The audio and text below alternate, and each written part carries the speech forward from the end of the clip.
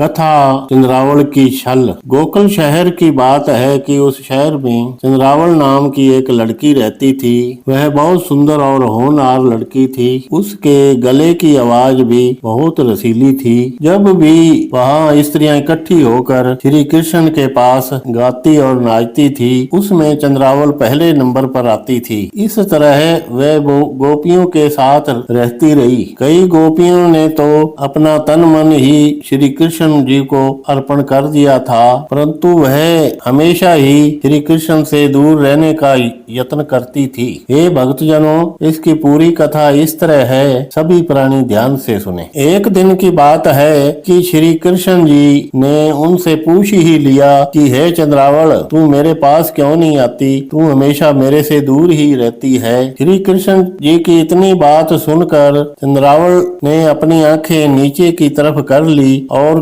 कहने लगी कि मुझे डर लगता है। कुछ समय पाकर चंद्रावल का विवाह हो गया और वह अपने ससुर घर में चली गई। श्री कृष्ण के मन को चंद्रावल भा गई थी, परंतु उस समय श्री कृष्ण जी ने उसे प्रकट नहीं होने दिया। जब उसका विवाह हो गया था, वह अपने ससुर घर में चली गई थी, तो कृष्ण जी को यह बहुत बुरा महसूस हुआ। उसने अपने मन में पक्का फैसला कर लिया कि वह एक बार जरूर चंद्रावल से मिलेगा और उससे प्रेम लीला खेलेगा। उसने अपने मन में यह पक्का फैसला कर लिया। एक दिन श्री कृष्ण जी स्त्री का पहनावा पहनकर उस सुंदर स्त्री चंद्रावल के ससुर घर में चले गए। जब श्री कृष्ण जी वहां पहुंचे तो कुदरती ही उसका पति कहीं परदेश में गए हुए थे। श्री कृष्ण ने स्त्री का रूप धरे हुए उसे मिली और कहने लगी, मैं तुम्हारी बहन हूँ, मेरा दिल किया मिलने के लिए,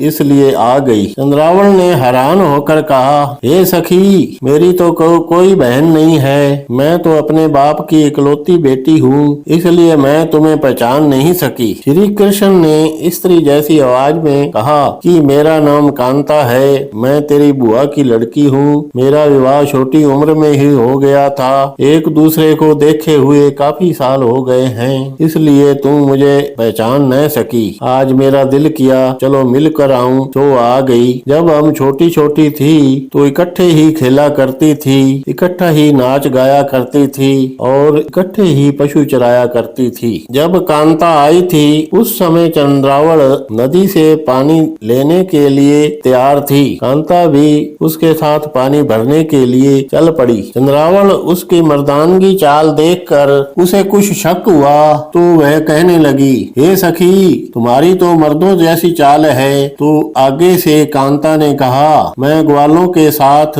गायें चरा चरा कर मेरी मर्दों जैसी चाल हो गई है। सखी, मैं तो ऐसे ही पूछ रही थी कि कहीं मर्दों के कपड़े पहनकर मुझसे कोई मखौल तो नहीं कर रही हो। श्री कृष्ण ने ऐसी स्त्री जैसी जबान में बोलकर कहा, राम कहो, राम कहो। हे सखी, ऐसे तुम्हें क्या शक हो गया है? तेरी बुआ पार्वती है ना, वह मेरी माता है। मैं कोई झूठ थोड़े ही बोल रही हूँ। मैं तो दोबारा कह रही हूँ कि मेरी मर्दों जैसी चाल इसलिए हो गई है कि कई वर्षों में अपने मायके के घर गौएं चराई। जब मेरा विवाह हो गया तो मुझे ससुर के घर भी गौएं चरानी पड़ती थी और खेतों में काम करना पड़ता था, इसलिए मेरी चाल मर्दों जैसी हो गई है। इतनी बातें करती करती वे नदी के तट पर पहुंच गई। नदी में बहुत ही निर्मल जल बह रहा था। चंद्रावल ने पानी की गागर भरी और उसे उठाकर घर की तरफ आ गई। चंद्रावल ने कांता को स्नान करने के लिए कहा। कांता ने नहाने से मना कर दिया कि वह अभी स्नान नहीं करेगी। जब रात हुई तो चंद्रावल ने खाना बनाया और चंद्रकांता से कहने लगी कि वह खाना खा ले। चंद्रावल ने देखा कि इसका हाथ तो बहुत भारी है और वह खाना भी मर्दों की तरह खा रही है। वह सोचने लगी कि कोई धोखा न हो जाए। जब उसने उसके कपड़ों की तरफ देखा तो संदेह दूर हो जाता, परंतु वह फिर भी न रह सकी। उसने बातों ही बातों में पूछ लिया कि हे बहन कांता, यह बताओ कि चावल कैसे मर्दों की तरह खा रही थी? तो आगे से कांता ने कहा, बहन क्या बताऊं, मेरी सास बड़े ही गर्म स्वभाव की स्त्री है। वह मेरे साथ हर समय ही लड़ती रहती है। खाना भी कम खाया करो, वह भी कहती है। वह खाने को भी कम खाना देती है। जब मेरी सास कहीं बाहर चली जाती है तो मैं चोरी चोरी खाना खाती हूँ कि कहीं ऊपर से वह न आ जाए और मुझ पर शक न करे। इस तरह बातचीत चलती रही और फिर रात हो गई। चंद्रावल की सास और उसका ससुर अपनी अपनी जगह पर सो गए। इससे पहले वह एक कमरे में चंद्रावल और उसकी सास सोया करती थी, क्योंकि उसका पति घर में नहीं था। कांता ने कहा कि वह चंद्रावल के साथ ही सोएगी और रात दोनों बहनें दुख सुख करेंगी। आखिर कितने समय बाद तो दोनों बहनें मिली हैं। चंद्रावल ने इसी तरह ही किया।